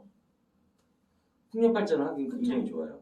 근데 좋은 조건인데 아까도 말했듯이 이제 해안선에서 얼마만큼 떨어져야 되느냐가 지금 굉장히 큰 문제고 그리고 그 오가는 어선들하고의 어떤 그런 동선이라든가 이런 것도 다 감안을 해야 되고 전략적인 어떤 뭐 군사적인 문제라든가 이런 것도 다 감안을 해야 되기 때문에 풍력 발전이라는 것도 쉬운 상황이 아닌 상황이에요. 그리고 거기서부터 전기를 또 끌어와야 되잖아. 아, 그치, 거기서부터 그치. 또 오는데. 전기를 끌어와야 되잖아. 전선 다 깔아서 깔아서 다 해야 되는데 그 전선도 굉장히 비싸거든요. 그렇죠. 그래서 과연 이게 타당성이 있을까라는 부분이 굉장히 어려운데 아까도 말했듯이 RE200을 가려면 어쩔 수 없이 또 가야 되는 상황이기도 해요. 그러면 태양광이 남았는데 태양광이 가장 아까도 말했듯이 면적이 있어야 돼요. 네. 넓어야지. 팬을 설치해야 이렇게 되니까. 하니까. 넓어야 돼. 지금 작년, 재작년 계속 문제 생겼던 게 뭐예요? 태양광판들은 다 이제 쓸어 내려오고. 이번에도 막 네. 산사태 나고 네. 많이 맞아요. 그랬더라고. 근데 이제 농지에다가 그걸 또 하면 또 우리 식량 자급률도 떨어지는데 농지들 다 갈아엎어서 그걸 한다고 하는데 그 생산가가 너무 비싸서 나라에서 보조를 해주지 않으면 안 이게 맞죠. 사업이 안 돼요. 근데 이거 태양광판을 깔겠대. 그것도 국토 면적이 0.4%를 태양광판을 쫙 깔겠다는 거예요. 근데 이게 자연을 훼손하고 나면 되돌릴 수가 없어. 그렇지. 한번 망가지면 네. 자연은 복구하는데 시간이 많이 걸리고. 네. 그래서 되돌릴 수가 없어요. 근데 태양광이나 풍력이나 수력까지 해서 자급률 104%가 넘는 나라가 있어요. 호주가. 근데 걔네는 땅이 넓잖아요. 그렇죠. 엄청 넓죠. 네. 그렇기 때문에 가능한 거예요. 근데 우리나라는 산을 다 깎아든가 논을 다 이제 논밭에다가 태양광판을 깔든가 해야만이 가능하거든요. 지금 그래서 얘기하는 게 뭐 도로 위에다가 또 까는데 그걸 생각을 해봤는데 고속도로에다가 깔 수 있어요. 바닥에 까는 건 실패했어요. 그죠. 그거 효율이 안 나온다고 하더라고. 효율도 안 나고 이게 깨지고 막 해가지고 바닥에 까는 거 실패하고 그러면 위에다 깔아야 되는데 우리 터널을 한 50km 터널만 간다고 생각을 해봐. 굉장히 그렇잖아요. 그렇죠, 그렇죠. 엄청 많이. 그래서 이게 실질적으로 그게 어렵고, 그러면 고속도로에 이제 수직, 아까 본 거는 이제 그 프로펠러가 네. 이게 도는 거고, 도는 거지. 프로펠러가 도는 건데, 우리 선풍기처럼 생긴 거고, 선풍기처럼 생긴 거 말고 수직형 또 풍력 발전기가 있어요. 그런 거를 이제 고속도로에 쭉 깔 수도 있어요. 있는데, 그 부분은 이제 발전량이 그렇게 크지 않아서, 아까도 같지만 팬 크기에 따라서 발전량 차이가 크기 때문에, 그리고 지금 현재 보면 우리나라의 태양광 에너지를 할 수 있느냐, 굉장히 지금 제가 보기에는 굉장히 어렵다고. 어려운 그러니까 이게 코스트가 맞으려고 그러면 면적이 넓어야 돼요. 대규모. 일조량 같은 것도 되게 중요하잖아요. 그러니까 일조량에 비하면 만약에 원전 1기가와트짜리랑 동일하게 만들려고 그러면 한 6배 정도 사이즈를 만들어요. 6기가와트짜리를 만들어야 그러니까 일조량이 한 평균적으로 하루에 3시간 정도밖에 안 된대요. 연으로 따졌을 때. 그러면 3시간 일조량을 갖고 만들어야 되기 때문에 원전은 뭐 24시간 돌아가는 거잖아요. 그렇죠.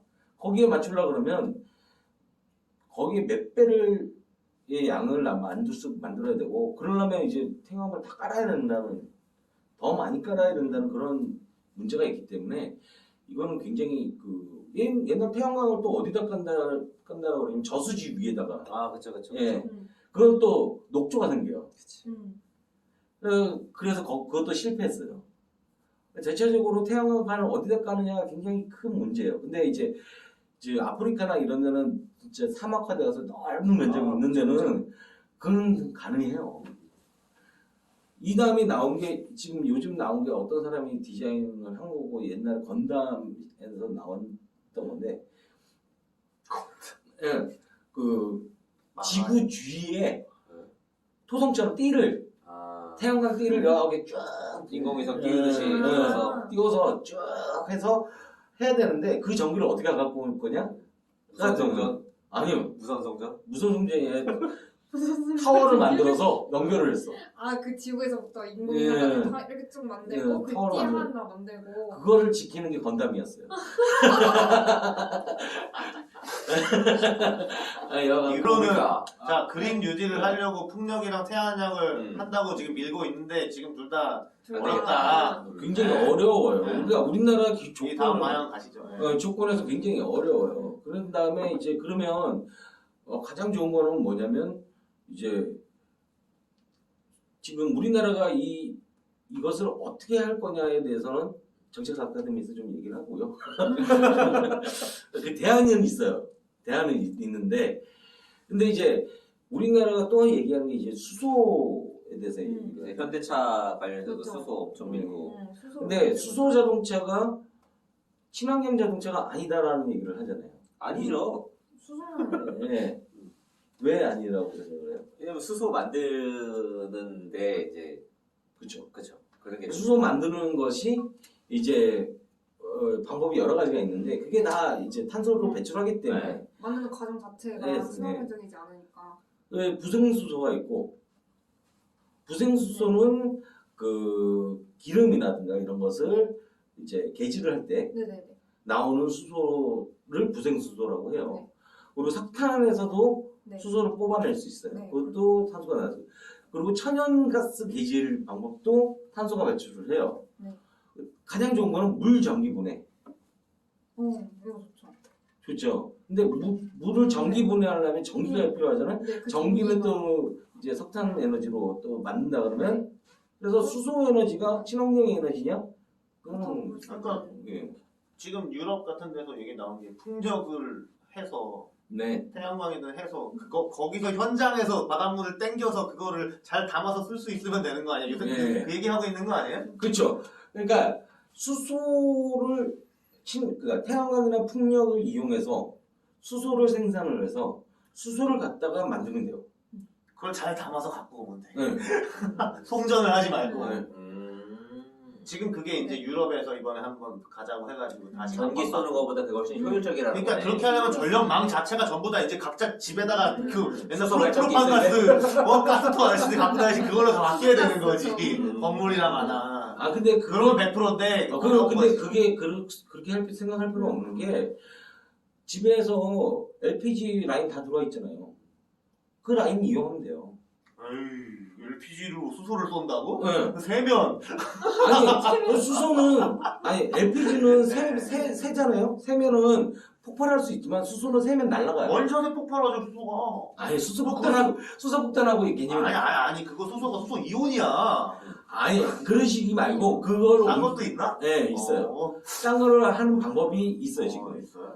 그래서 그걸 이용하면 되고 지금 뭐 70기압을 뭐 하니 뭐 그걸 만들기 위해서 용기가 굉장히 네. 비싸네 하는 것은 작은 공간에 대량의 수소를 넣기 위해서 차 이런 데에다가 네. 탱크 만드는 네. 게 넣기 위해서 그런 기압이 필요한 거지 실질적으로 수소를 쓰기 위해서는 그런 기압이 필요가 없어요. 그러니까 수소를 써서 수소 연료전지 그러니까 수소 발전기가 있어야 되는 거야. 그렇죠. 그쵸. 수소를 건물 만들어내는 밑에 그런- 건물이나 네. 아니, 건전소 같은 이런 우리- 도시 시설에 네. 수소 발전이 있어야 우리 되는 거야. 이렇게 생각해보자고요. 네. 수소를 어떻게 만들어? 수소 발전기가 차에 들어가는데 네. 그건 전지고 아니요 수소 발전기가 들어가요? 전지가 들어가는 게 아니라. 거기에 수소를 그게 넣어서 뭐지 뭐.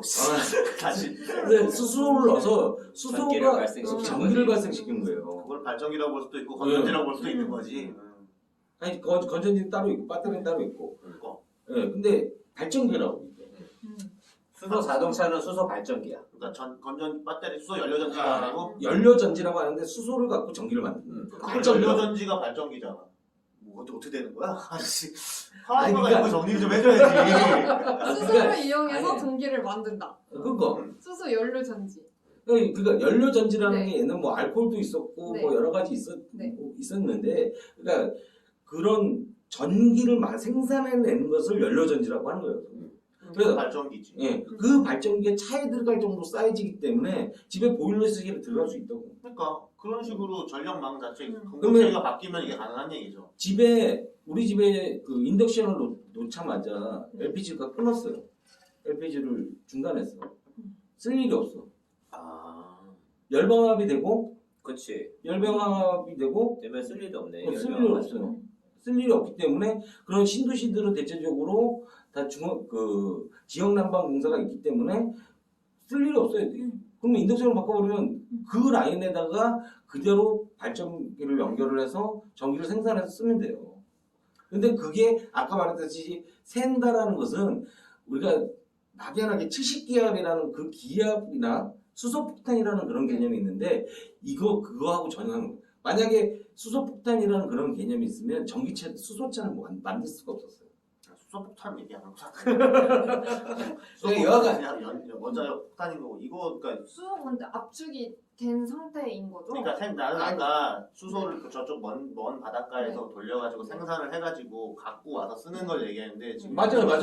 갖고 와서 쓰는 게 아니라 바로 이게 여기서. 관으로 쏠 수 있다는 얘기잖아요. 자, 그게 돼? 먼 바다에서 생산을 해서 그 생산한 수소를 서울까지 이동을 해서 서울에 있는 발전기에 꽂아놓고서 아니 되는 거 서울에 아니야? 있는 발전기다 꽂는 게 아니라 서울에 있는 어떤 그 기업 뭐 건물이나 뭐. 도시가스라든가 이런 데서 가정으로 쏴주면 돼요 수소를. 그러니까 수소를 쏘는 게 아니라 그걸 가지고 발생한 전기를 쏴주면 되잖아. 전기를 전력망을 있으니까. 쏴줘도 그게 되는데 되냐는 거지. 나 그게 궁금한 거야. 아니 그것도 가능하죠. 그러니까 그렇게 되면은 쉽게 되겠네. 예. 가정마다 LPG 갖고 가서 쓰는 듯이 하지 않고 지금 있는 배전 설비가 있을 거 아니에요. 그 배전 설비를 활용해가지고서 발전기만 어때 큰 거 갖다 놓으면은 일 갖고 와가지고 꽂으면은 해가지고 갈 수 있으면 금방 되겠네. 그거는 예. 그러냐는 거지. 궁금한 거야. 이렇게. 가능해요. 그게 가능하다니까. 그래서 그거에 투자해야겠네요. 제가 찍어줍시다 우리 방송에서. 이거에 투자하세요? 그래서 저는 생각이 요즘 그런 부분에 대해서 많이 생각을 했고 그걸 만들 수 있는 방법도 그리고 친환경 에너지를 우리나라에 살 수 있는 방법도 많이 생각을 해놨어요. 근데 문제는 수소에 대한 생각이 사람들이 많이 바뀌어야 되는 부분이 좀 있어요. 그러니까 우리가 전기차를 생각을 하는데 아까도 말했듯이 전기차의 그 배터리 그게 네. 그 친환경적인 게 아니거든요. 환경을 망가뜨릴 수 있는 용액이 담겨져 있는 거예요. 예. 그런 것들을 처리할 수 있는 방법이 없기 때문에 전기차를 빠르게 수소차로 전환해야 되는 게 제 생각이에요. 그런데 수소를 생산하는 것은 뭘로 해야 돼? 친환경으로 해야 된다는 거죠. 그러니까 태양력이나 풍력 어디다 만들 수 있어요? 아프리카 아까도 말했듯이 아프리카나 사막에 이런 데다가 만들 수 있잖아요. 만들 수 있잖아요. 그럼 거기서 생산한 수소를 갖고 우리나라로 갖고 오면 돼요. 그럼 전기가 천연가스 이런 거 수입하듯이 이동을 하는 거거든요. 가스를 수입하는 거니까. 그럼 수소를 만들어서 갖고 올 때 수소로 갖고 올 거냐? 수소를 갖고 오는 거죠. 수소를 갖고 오는 거 그거를 저기서 해가지고 갖고 올 수도 있고. 그렇죠, 그렇게 그렇죠. 하는 거지. 그래서 우리나라에 굳이 태양광판을 깔고 풍력 발전기를 달고 이럴 필요 없다라는 거예요. 이게 저는 앞으로 나아가야 할 방향이라고 생각을 하는 거예요. 그러니까 우리나라에 지금 얘기하는 거는 다 뭐예요? 건설을 어떻게 할 거니? 뭐 어디다가 스마트 그리드를 어떻게 질 거니? 스마트 그리드를 왜 져요? 풍력이나 태양광은 내 마음대로 전기 생산할 수가 없거든요. 네. 그러니까 생산된 양을 보관을 해서 저녁에 써야 돼요. 그렇기 때문에 스마트 그리드를 만들어야 되는 거예요.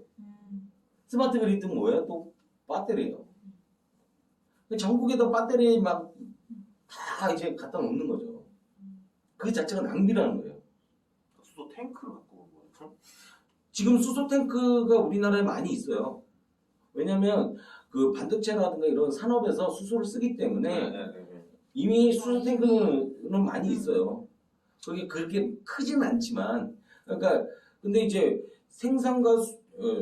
생산하고 수요를 적절히 맞추면 그만큼의 어떤 댐 역할을 해줄 수 있는 수소통 정도는 금방 만들 수 있다는 거예요. 그래서 앞으로 이 수소 생산에 대해서 좀 더 고민을 많이 하고 굳이 우리나라가 수소를 생산을 해야 돼? 아니면 더 발전을 해서 진짜 집에서 가정에서 공기에서 수소를 빼서 정기화해서 그건 안 될 것 같은데. 하여튼 이런 형태로 좀 더 수소에 대한 생각을 좀 바꿔 나가야 되지 않을까라는 생각을 해요. 그 현대차가 예전에 우주에서 가장 많은 원소가 수소기 때문에 그걸 해야 된다고 욕 엄청 먹었잖아.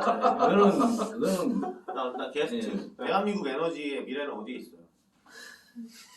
결론 한번 내봅시다. 이순신 프로젝트 정책 프로젝트에 있습니다. 정책 아카데미에 있습니다. 정책 아카데미에 있습니다. 이런 결론이 갑자기 나면 안 되는데. 결론 나와. 그러니까 일단 말씀하신 게 그린 뉴딜로 하는 태양광이나 풍력이나 이게 다 개소리고 우리나라에서는 수소로 가야 되는데 수소를 신재생 에너지로 생산해서 갖고 와서 쓰면은 되는데 생산을 우리나라에서 할 필요 없이 외국에서 해서 갖고 와도 된다. 그쪽으로 투자해야 한다. 그렇죠. 그러려면 국민들의 인식이 좀 바뀌어야 된다. 좋은 결론이네요. 자, 게스트 마지막으로 결론 다시 한번 얘기하고 갑시다. 네. 자, 게스트 그래서 대한민국 신재생 에너지의 미래는 어디에 있나요? 이순신 정책 아카데미에 있습니다. 좋은 결론이었습니다. 감사합니다. 감사합니다.